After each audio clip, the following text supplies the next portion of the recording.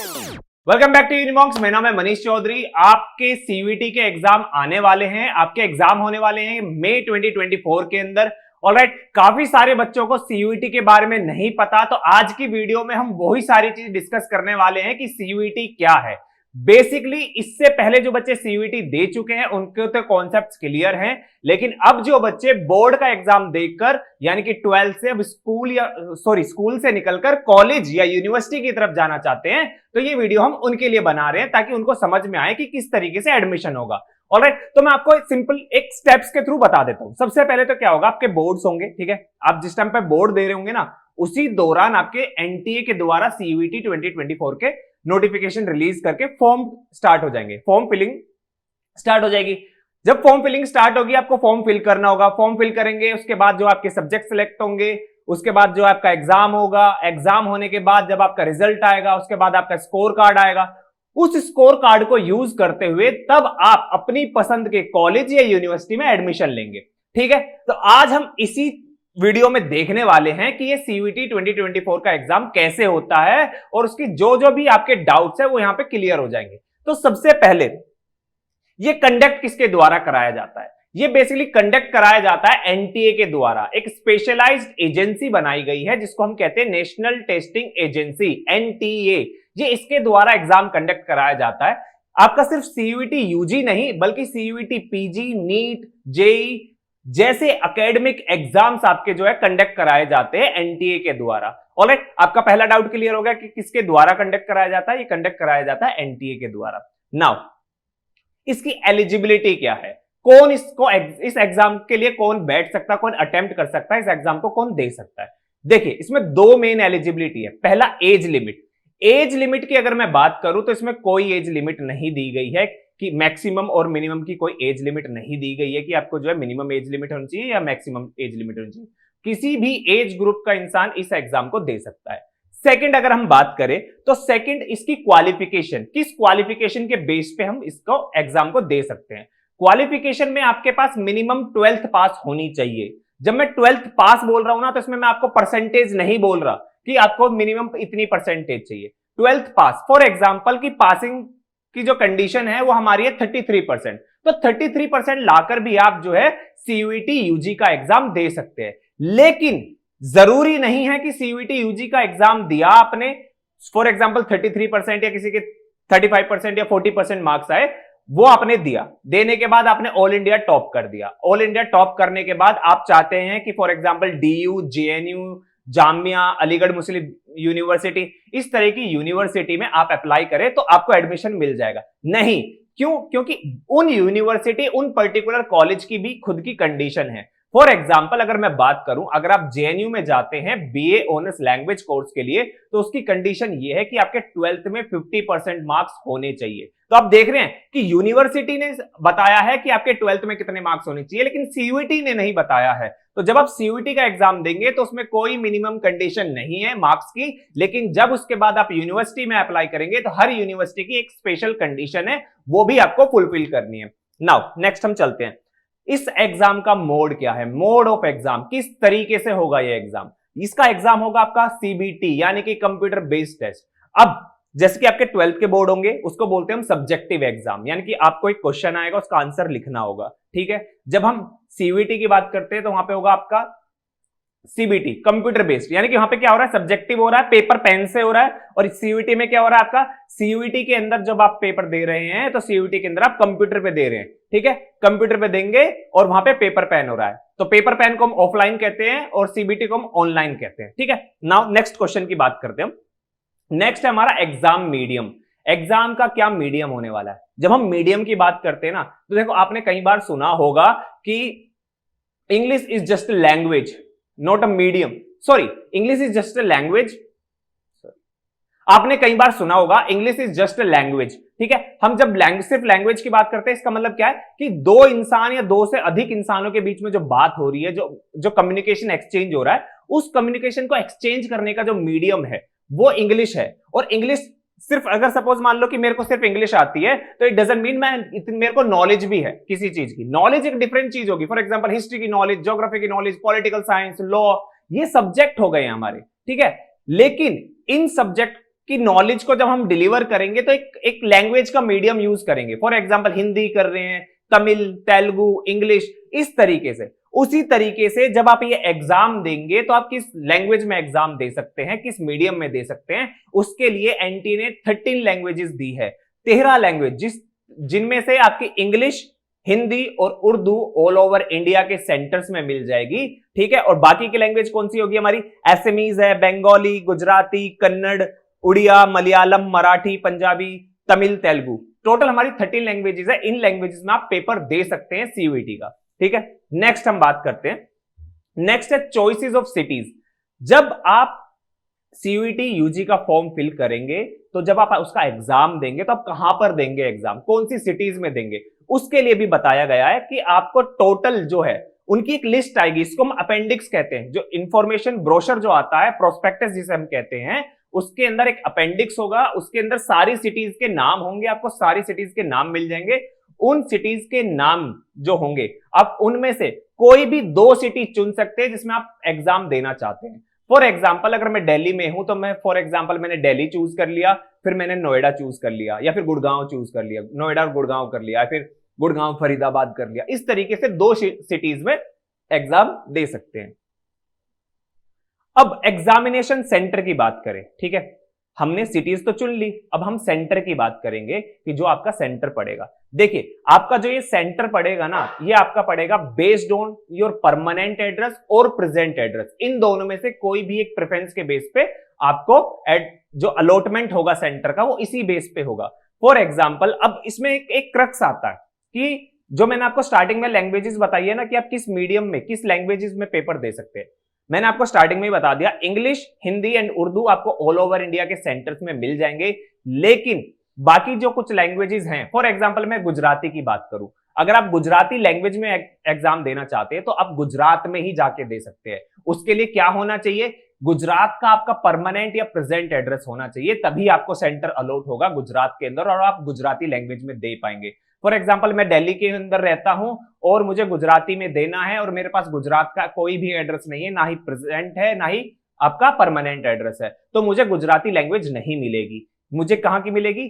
For example मैं दिल्ली में रह रहा हूं तो मेरे को एड्रेस किसका भरूंगा? प्रेजेंट और ना परमानेंट एड्रेस में दिल्ली का ही फिल करूंगा।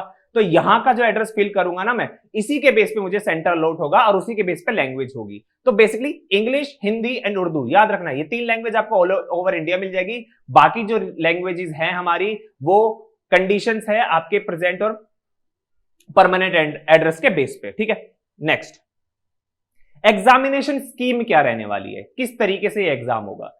बेसिकली जब आप फॉर्म फिल करेंगे तो फॉर्म फिल करते समय जब आप सब्जेक्ट सेलेक्ट करेंगे आपको 3 सेक्शंस देखने को मिलेंगे। पहला सेक्शन होगा आपका सेक्शन 1 जिसे हम कहते हैं, उसके अंदर लिस्ट ए मिलेगी जिसके अंदर लैंग्वेजेस होंगी। फॉर एग्जांपल आप 12th के अंदर है तो आपने क्या सब्जेक्ट लिए? फॉर एग्जांपल इंग्लिश लिया, फिजिक्स, केमिस्ट्री, मैथ और एक फिजिकल एजुकेशन। तो आपकी इंग्लिश लैंग्वेज हो गई ना, एक सब्जेक्ट लैंग्वेज का हो गया। तो लिस्ट ए के अंदर वही लैंग्वेज के सब्जेक्ट आप चूज कर सकते हैं। फिर आप सेक्शन 2 में जाएंगे, सेक्शन 2 के अंदर आपको लिस्ट बी मिलेगी जो 2 सेक्शंस में डिवाइड है, list B1 and B2।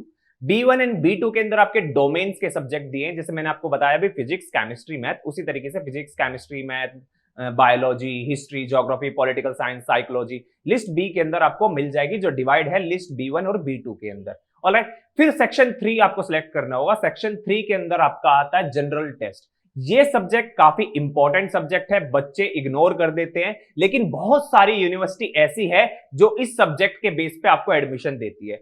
For example अगर आप बीए ऑनर्स लैंग्वेज करना चाहते हैं जेएनयू के अंदर तो उसकी कंडीशन ये है कि आपने सीयूईटी में एक इंग्लिश लैंग्वेज ली हो और एक जीटी लिया हो, ठीक है। अगर आप for example Aligarh Muslim university यानी एएमयू में जाते हैं तो उसमें भी कुछ कोर्सेज, बीए ऑनर्स के कुछ कोर्सेज ऐसे हैं जिनके अंदर ये सेम कंडीशन है कि आपके पास इंग्लिश और जीटी होना चाहिए। तो इसलिए जीटी को आप भूलिएगा मत, जब आप फॉर्म फिल कर रहे होंगे तो जीटी को कंसीडर कीजिएगा। नेक्स्ट चलते हैं।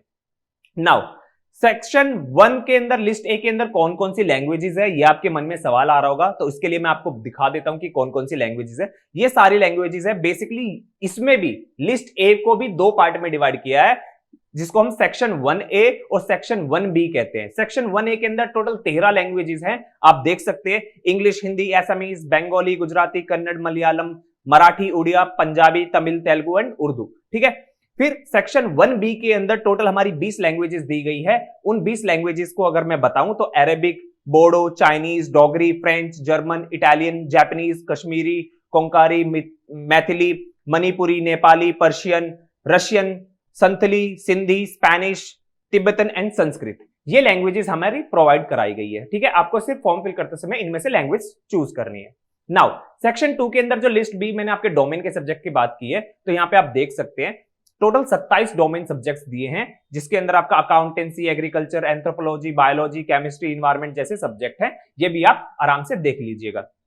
Now section 3 general test. General test basically आपका मैथ्स, रीजनिंग और जनरल नॉलेज के बेस पे आपके क्वेश्चंस आएंगे। बहुत इजी है, उसके लिए ऑलरेडी यूनिमॉन्क्स ने इसके लिए इनिशिएटिव स्टार्ट कर दिया है। YouTube पे आपको हमारे लेक्चर्स मिल जाएंगे, आप जाके देख सकते हैं। और अगर आप और भी अच्छे से प्रिपरेशन करना चाहते हैं CUET 2024 के लिए, तो आप यूनिमॉन्क्स के साथ जुड़ सकते हैं। उसके लिए आपको 2 चीज करनी होगी। अगर आप ऑनलाइन क्लासेस चाहते हैं तो आप यूनिमॉन्क्स की ऐप डाउनलोड कर सकते हैं, प्ले स्टोर पे आपको मिल जाएगी। और अगर आप ऑफलाइन क्लासेस चाहते हैं तो डिस्क्रिप्शन पे आपको हमारी कॉन्टेक्ट डिटेल्स मिल जाएगी, आप हमें कॉन्टेक्ट कर सकते हैं ताकि आप जो है CUET में अच्छा स्कोर कर सके। तो चलिए आगे चलते हैं।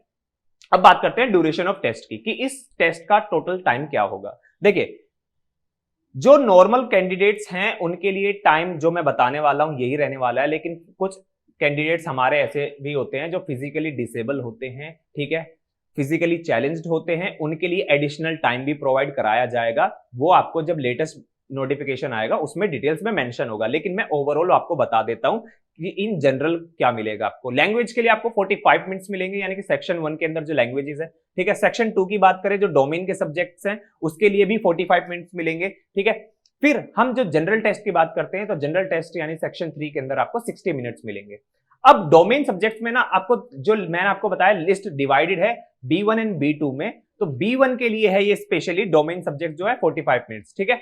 B2 के लिए क्या होता है, थोड़ा एडिशनल आपको टाइम मिल जाएगा। वो हम देखेंगे जो लेटेस्ट नोटिफिकेशन आएगा ना उसमें किस तरीके से दिया, क्योंकि चीजें चेंज होती रहती है। अभी लेटेस्ट नया एग्जाम है, ठीक है, एक्सपेरिमेंट्स करते रहते हैं वो कि ठीक है अब इस तरीके से करना है बेस्ड ऑन फीडबैक कि पिछली बार कुछ गलतियां हुई हैं, कुछ रह गया, उसके बेस पे वो नया स्ट्रक्चर तैयार करते हैं। लेकिन अभी यही रहने वाला है आपका, हम ये मान के चलते हैं। नाउ कितने क्वेश्चंस होंगे, नंबर ऑफ क्वेश्चंस की बात करते हैं कि जब पेपर होगा हमारा कितने क्वेश्चंस आएंगे। लैंग्वेज 1 यानी कि सेक्शन 1 के अंदर जो लैंग्वेज है, तो लैंग्वेज के आपके टोटल 50 क्वेश्चंस मिलेंगे, जिसमें से आपको 40 करने होंगे। 50 क्वेश्चन आएंगे जिसमें से आपको 40 करने हैं। डोमेन सब्जेक्ट्स की बात करूं तो अगेन 50 सब क्वेश्चन होंगे जिसमें से आपको 40 करने हैं। फिर जनरल टेस्ट की अगर मैं बात करूं तो 60 क्वेश्चन आएंगे, यानी कि 60 क्वेश्चन होंगे जिसमें से आपको 50 करने हैं। तो आप देख रहे हैं तो आपको मार्जिन भी मिल रहा है। अगर आपको क्वेश्चंस नहीं आते तो आप जो चेंज कर सकते हैं, क्योंकि आपको जैसे जीटी के अंदर 60 में से कोई भी 50 करने हैं, तो इस तरीके से आपके लिए बेनिफिट भी है। नाउ इस एग्जाम का पैटर्न क्या रहने वाला है, इस एग्जाम का पैटर्न रहने वाला है एमसीक्यू बेस्ड, यानी कि आपका मल्टीपल चॉइस क्वेश्चंस होंगे। जैसे मैंने आपको बताया आपके बोर्ड्स होते हैं, सब्जेक्टिव क्वेश्चन आया आंसर लिखना है, लेकिन सीयूईटी का पैटर्न अलग है, एमसीक्यू है। एक क्वेश्चन होगा, 4 ऑप्शन होंगे, 4 ऑप्शन में से आपको कोई भी एक चूज करना होगा, that is objective based paper होगा आपका, ठीक है। नेक्स्ट, मार्किंग क्या रहने वाली है, आपको किस तरीके से मार्क्स दिए जाएंगे। देखिए, हर एक जब भी आप क्वेश्चन अटेम्प्ट करेंगे और अगर वो आपका सही निकल जाता है तो उसके लिए आपको 5 मार्क्स मिलेंगे, ठीक है। अगर वही आपका गलत हो जाता है तो उसके लिए आपको -1 का निगेटिव मार्क्स मिलेंगे, ठीक। आपको समझ में आ गया, अगर सही होता है तो 5 मिलेंगे, गलत होता है तो -1 मिलेंगे। और अगर आप क्वेश्चन अटेम्प्ट ही नहीं करते तो आपका ना ही निगेटिव होंगे ना ही आपको मिलेंगे, वो आपको कोई इसमें मार्किंग नहीं मिलेगी। अब आप क्वेश्चन आता है कि सर सिलेबस कहां से मिलेगा इसका सिलेबस आपको, इसके लिए आप जो है मैं देख सकते हैं स्क्रीन पे आपको दिख रहा होगा कि cuetsamarth.ac.in पे आपको जो है जाना होगा। ये इसकी ऑफिशियल वेबसाइट है, वहां पे आप जाएंगे तो देखो ये एरो दिख रहा है ना आपको, इस एरो के थ्रू आप सिलेबस वाले पॉइंट पे क्लिक करेंगे, उसके बाद आपको टोटल सिलेबस मिल जाएगा जिस भी सब्जेक्ट का आपको सिलेबस चाहिए, ठीक है। तो घबराने की जरूरत नहीं है, आपको सीयूईटी की वेबसाइट पे सिलेबस मिल जाएगा। नाउ नेक्स्ट, सपोज अब मान लीजिए कि ये सारा प्रोसेस कंप्लीट हो चुका है, आपका एग्जाम हो चुका है, अब उसके बाद क्या होगा। आपका एग्जाम होने के बाद एनटीए एक आंसर की रिलीज करेगा। आंसर की रिलीज करने के बाद आपको सिंपल वो मैच करने होंगे, अगर आंसर सही है तो ठीक है, नहीं है तो भी आप देख सकते हैं कि क्वेश्चन कुछ गलत तो नहीं है। उसके बेस पर अगर आपको लगता है कि ठीक है आंसर की गलत आई है, ठीक, उसको आप चैलेंज कर सकते हो, ठीक। चैलेंज करने के लिए आपको नॉन रिफंडेबल फी आपको पे करनी होगी, जो 200 ₹200 पर क्वेश्चन होगी। ये लास्ट ईयर थी, शायद ये फीस अमाउंट चेंज हो सकती है इस साल 2024 के लिए, लेकिन मैं आपको बता रहा हूं कि लास्ट ईयर 200 थी, तो इसी के अराउंड आपकी फीस रहेगी। जब आप चैलेंज कर देंगे उसके बाद एक फाइनल आंसर की आएगी, फाइनल आंसर की के बेस पे जो भी आपका स्कोर होगा वो कहां मिलेगा आपको, वो आपके स्कोर कार्ड पे मिलेगा। अब एक सवाल ये भी आता है कि सर हम इसको रीवैल्यूएशन या रीचेकिंग के लिए जा सकते हैं, दोबारा रीचेकिंग करा सकते हैं? नहीं करा सकते, आप रीचेकिंग नहीं करा सकते हैं, ये रूल्स में नहीं है, ठीक है। अब ये सारा प्रोसेस हो गया, आपकी आंसर की भी चैलेंज होगी, फाइनल आंसर की आ गई, उसके बाद आएगा आपका स्कोर कार्ड। अब इसी स्कोर कार्ड को यूज करते हुए आप अलग अलग कॉलेज और यूनिवर्सिटी में अप्लाई करेंगे ताकि आपके मनपसंद कोर्स और यूनिवर्सिटी में आपको एडमिशन मिल सके, ठीक है। नाउ अगर आप इस सारे प्रोसेस से, एनटीए सीयूईटी के इस सारे प्रोसेस से खुश नहीं हैं, आपकी कोई भी मदद नहीं हो रही है, आपकी कोई भी ग्रीवेंसेस सॉल्व नहीं हो रही है, तो आपके पास फाइनल सॉल्यूशन ये है कि आप कोर्ट जा सकते हैं। उसके लिए जो लीगल ज्यूरिडिक्शन है वो है आपका दिल्ली हाई कोर्ट का, यानी कि आप दिल्ली हाई कोर्ट अप्रोच कर सकते हैं। इसके लिए सिर्फ दिल्ली हाई कोर्ट में ही जाके आप डील कर सकते हैं, किसी अदर हाई कोर्ट्स में नहीं कर सकते, ठीक है। तो आज के लिए इतना ही। उम्मीद करता हूं आपको सीयूईटी की कंप्लीट इंफॉर्मेशन पसंद आई होगी। तो चलिए टारगेट करते हैं सीयूईटी 2024 को, और यूनिमॉन्क्स को सब्सक्राइब कर लीजिए, सभी लेटेस्ट इंफॉर्मेशन आपको वहां पे मिल जाएगी। ऑलराइट, वीडियो अच्छी लगी तो वीडियो शेयर कीजिएगा, कमेंट कीजिएगा आपके जो भी डाउट है, और अपने सभी दोस्तों के साथ शेयर कीजिएगा, लाइक कीजिएगा, कमेंट कीजिएगा, शेयर कीजिएगा, चैनल को सब्सक्राइब कीजिएगा। Thank you.